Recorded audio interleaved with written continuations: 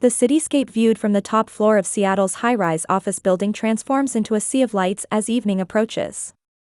Victoria Chun stands by the window, quietly bringing the coffee cup in her hand to her lips. She's known as a woman who unusually achieved an executive position at a young age in the technology industry. As an Asian American, the path to establishing her position in this white male-dominated industry was never smooth. Her cell phone rings. The screen displays Sophia. It's a call from her sister. Victoria sighs softly as she answers the phone. "Hi there, Vicky," Sophia's cheerful voice rings out. "How about this Saturday? Should we have a barbecue or something? Brian bought a new grill." "Of course. Emma should be looking forward to it too," Victoria responds. Sophia is raising 2 sons. Her husband Brian works as a site supervisor at a construction company. He's honest and hardworking, but his income falls somewhat short of adequately supporting his wife and children. Still, they look forward to hosting family gatherings on weekends. For Victoria, these family gatherings evoke complex emotions. As someone raising her 8-year-old daughter Emma alone after her divorce, time with her sister's family is both warm and simultaneously deepens her sense of loneliness. Emma's father rarely contacts them after the divorce. He often fails to keep even their monthly visitation arrangements, and child support payments are frequently delayed. Emma loves playing with Jake and Lucas, doesn't she? Sophia continues. "My boys are always looking forward to their cousin visiting. Jake is 10 and Lucas is 7, they're Emma's cousins. The 3 children are close in age and seem to enjoy spending time together." However, Victoria sometimes feels a subtle sense of unease. Sophia's sons behave politely in front of their mother, but when adults aren't watching, they can sometimes become mean. After hanging up, Victoria returns to her desk. On it sits a picture Emma drew, a family drawing that her 8-year-old daughter created with love for her mother. In the picture, Victoria and Emma are holding hands and smiling. Emma was a bright and kind child. She did well in school, particularly excelling in math and reading. Victoria put effort into her daughter's education, enrolling her in piano lessons and swimming classes. Despite her busy days as a single mother, she treasured her time with her daughter. Sophia's family appeared happy on the surface. Brian was a loving father who played often with his sons. Sophia supported the household as a stay-at-home mom and actively participated in PTA activities. However, Victoria knew about the financial difficulties her sister's family sometimes faced. A few months ago, Sophia called asking, "Could you lend me some money?" The reason was that her son's medical expenses had cost more than expected. Victoria provided assistance without hesitation. Since then, her sister's requests for financial support had gradually become more frequent. Car repair costs, monthly fees for the boys' activities, and sometimes even help with living expenses. For Victoria, helping her sister was natural. She believed that family members should support each other, and it was also true that she had financial means. Her income as an executive at an IT company was sufficient, and she never worried about her life with Emma. If it could make her sister's family even a little more comfortable, she was happy to lend a hand.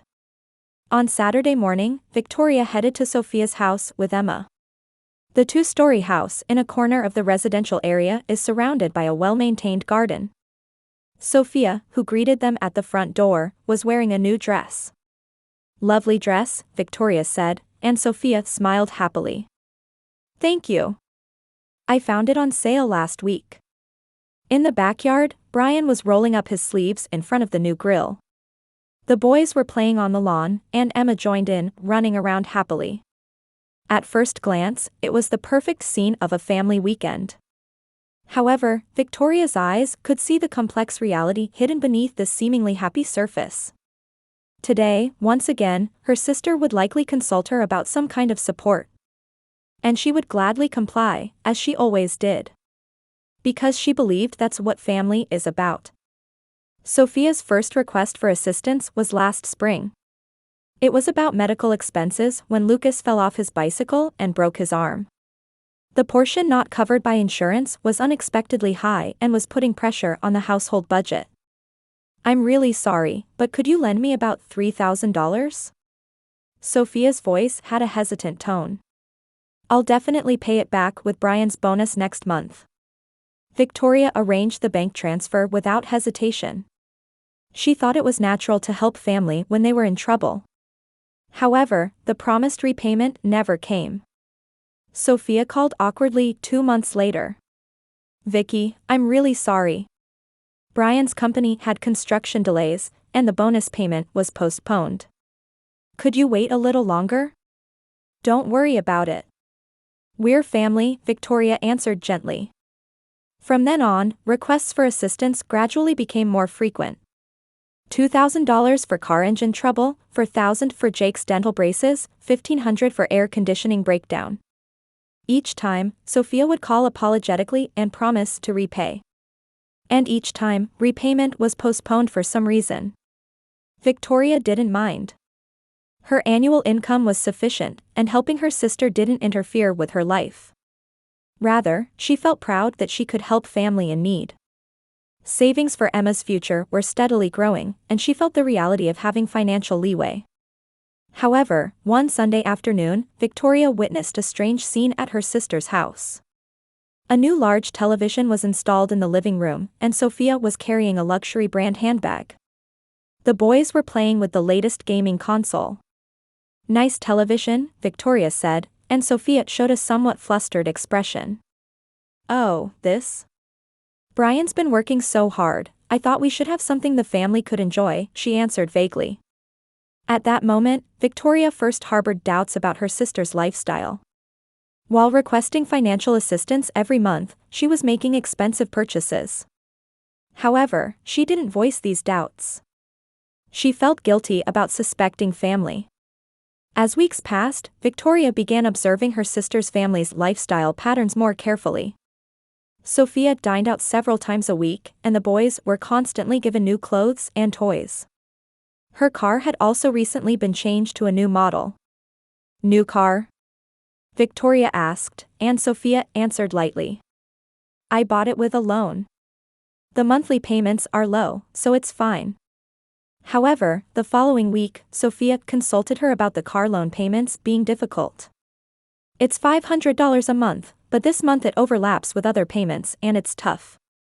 Victoria assisted again. She thought it would be troublesome if the family didn't have transportation. However, a small doubt sprouted in the depths of her heart. Why did she purchase a new car when she knew the payments would be difficult? As autumn deepened, a major project began at Victoria's company. A 3-week business trip was necessary, and the problem became what to do about Emma's care during that time. I'll take care of her, Sophia immediately offered.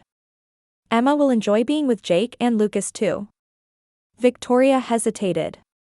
3 weeks was a long time, and she worried whether Emma would feel lonely. However, there was no one else to rely on. Her ex-husband still wasn't in contact, and her parents lived far away. Are you really okay? Won't I be imposing? What are you saying? We're family, aren't we? Sophia answered with a smile. Besides, you'll cover Emma's food and other expenses, right? Victoria thought it was natural and decided to provide $1,000 monthly for living expenses. Additionally, she would separately cover Emma's school supplies, clothing, and activity costs. The night before the business trip, Victoria had dinner with Emma, just the two of them. Have fun at your aunt's house. Play lots with Jake and Lucas. Won't you feel lonely without Mama? Emma asked anxiously. Of course I'll be lonely. But work is important. And knowing that you'll be safe at your aunt's house allows Mama to concentrate on work with peace of mind. Emma nodded slightly. 8-year-old Emma was trying to understand the importance of her mother's work.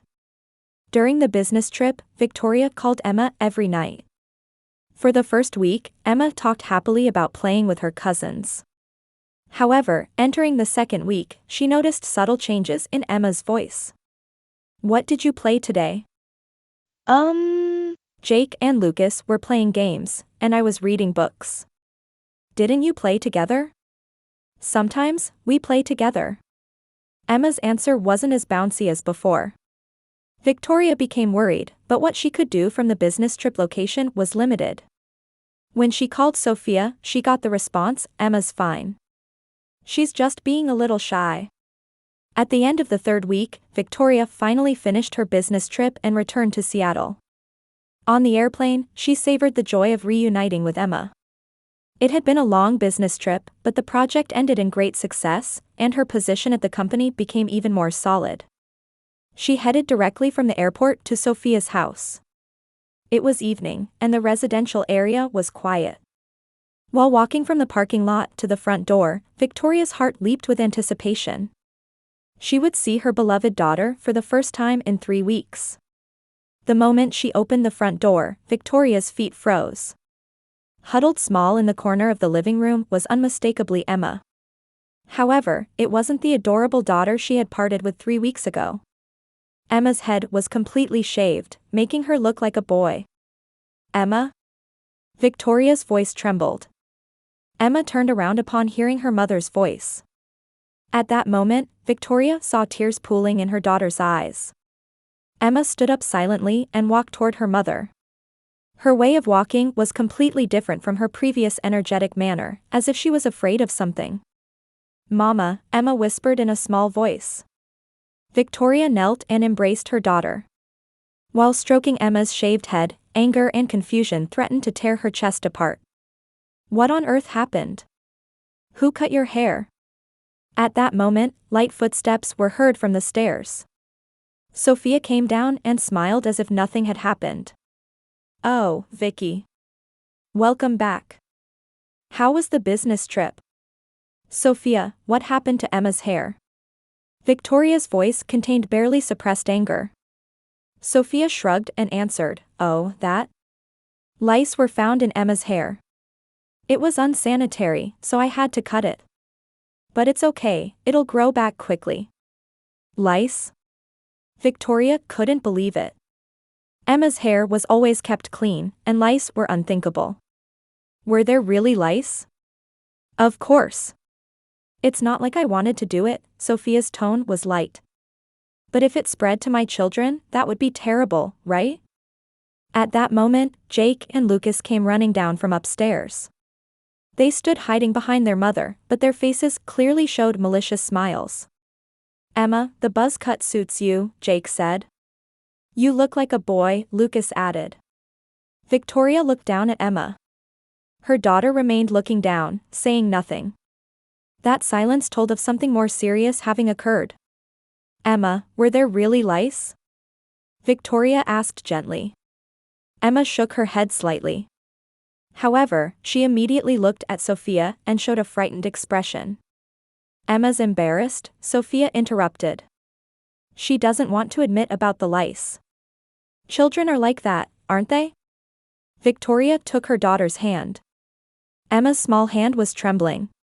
"Let's go home," Victoria said quietly. "Already? Since we finally met after so long, won't you stay for tea or something?" Sophia tried to detain her. "I'm tired today. Another time." While Victoria was packing Emma's belongings, Sophia called from the kitchen.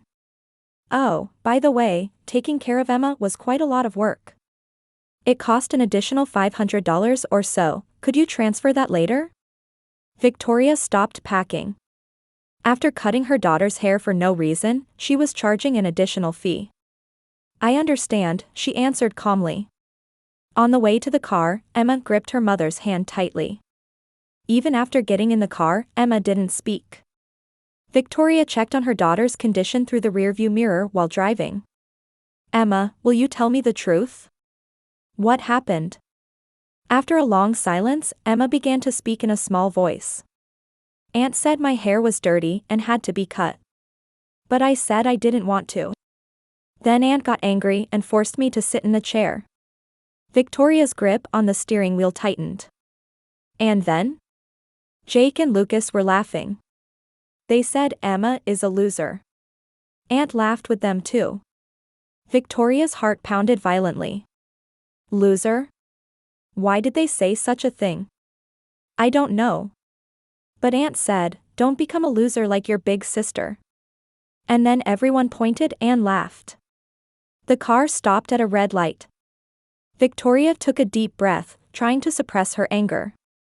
However, she felt something burning in the depths of her chest. Did they say anything else? Mama is a pitiful person who can't raise a child alone. That's why she always comes to borrow money. Tears almost overflowed from Victoria's eyes. However, they weren't tears of sadness, but tears of anger. Mama, was I really dirty? Emma's voice trembled. No, Emma. You are beautiful. With or without hair, you are my precious daughter. When they arrived home, Victoria hugged Emma and didn't let go for a long time. Thinking about how much her daughter had been hurt by the 3-week separation and today's events made her chest ache. Let's take a bath. And then I'll make your favorite dinner. Can we have pizza? Emma smiled slightly for the first time. Of course. After dinner, once Emma had fallen asleep, Victoria sat alone in the living room. Every time she saw her daughter's shaved head, Sophia's words came back to her. Don't become a loser like your big sister. Loser. Did her sister think of her that way? The sister who had provided financial assistance countless times called her a loser? And she casually said those words in front of an 8-year-old child? Victoria picked up her cell phone. The screen displayed a message from Sophia. Don't feel bad about Emma. It was necessary. By the way, don't forget about the additional expenses. When she finished reading the message, something changed decisively within Victoria. For the first time, she could objectively view the meaning of the assistance she had continued providing out of love and sense of duty toward family. She put down the phone and opened her computer. She logged into the bank's online service and checked the automatic transfer settings to Sophia's account. Monthly living expense assistance, car loan payments, children's activity fees. Combined, it came to nearly $3,000 per month. Annually, that was $36,000. In addition to responding to sudden assistance requests. Over the past 2 years, she discovered it totaled over $100,000. Victoria sank deep into her chair. Despite providing this amount of assistance, her sister called her a loser. And she casually uttered that insult in front of her 8-year-old daughter. The next morning, Victoria woke earlier than usual. While preparing breakfast, she organized in her head what needed to be done today. First, a call to the bank. Then, consultation with the company's legal department. Finally, contact with the property management company. Everything needed to be executed step by step, with certainty. When Emma woke up, Victoria smiled gently at her. Good morning, beautiful. Mama, am I really beautiful even without hair? Emma asked anxiously while looking in the mirror. Of course.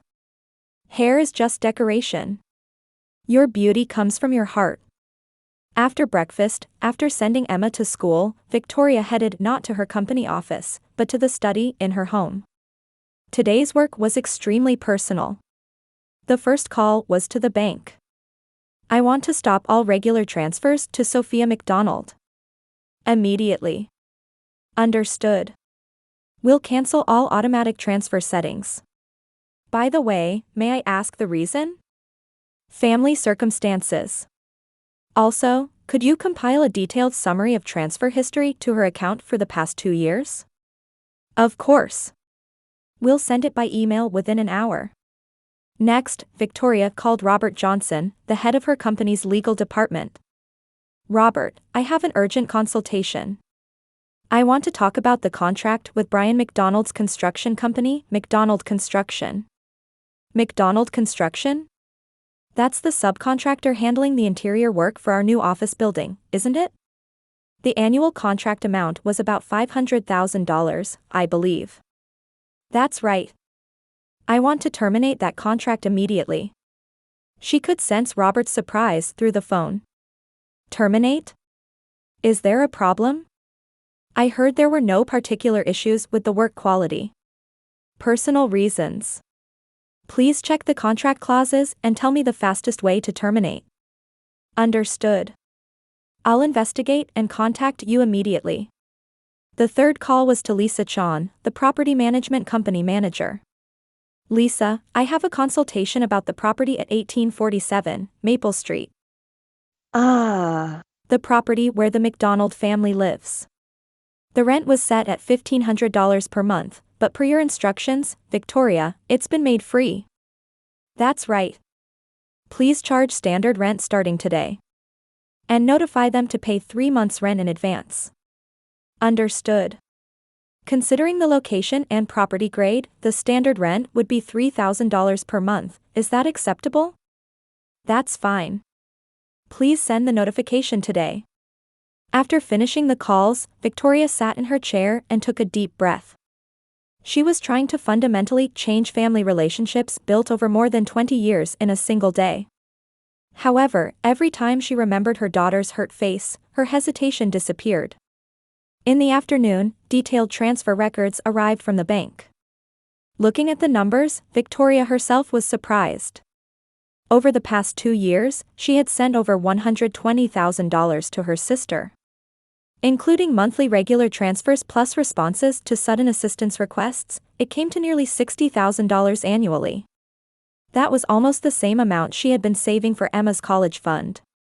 In other words, the amount she should have been saving for her daughter's future was being used to maintain her sister's luxurious lifestyle. Robert's call came at 3 p.m.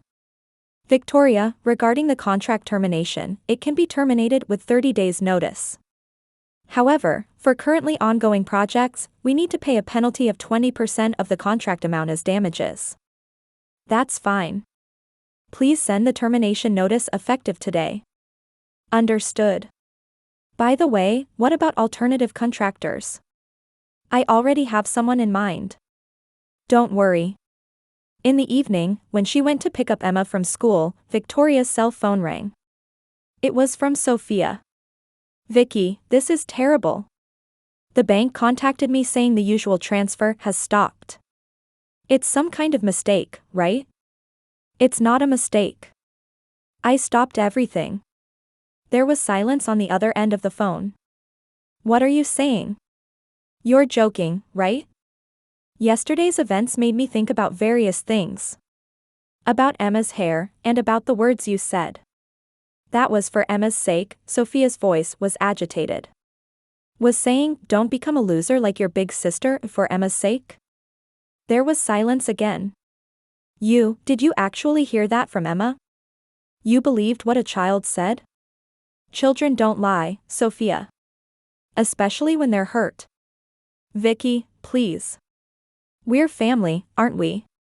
Don't let temporary emotions. Because we're family, we should respect each other. But you didn't do that. Victoria hung up the phone. Emma was looking up worriedly. Mama, are you okay? I'm fine.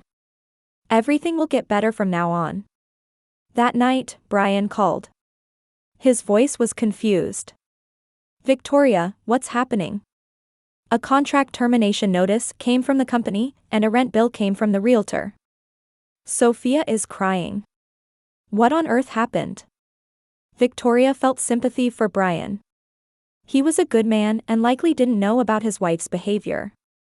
Brian, do you know what happened to Emma yesterday? About the hair?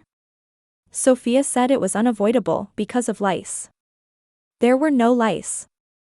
And Sophia called me a loser and mocked Emma along with her sons. Brian's silence continued. Is that true?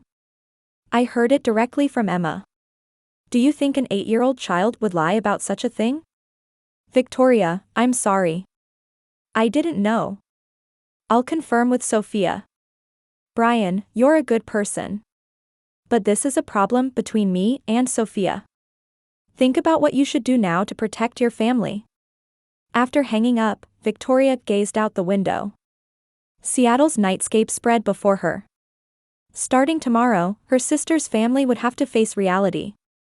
$3,000 monthly rent, loss of a $500,000 annual contract, and cessation of $3,000 monthly assistance. Combined, they would lose most of their annual income. However, this was just the beginning.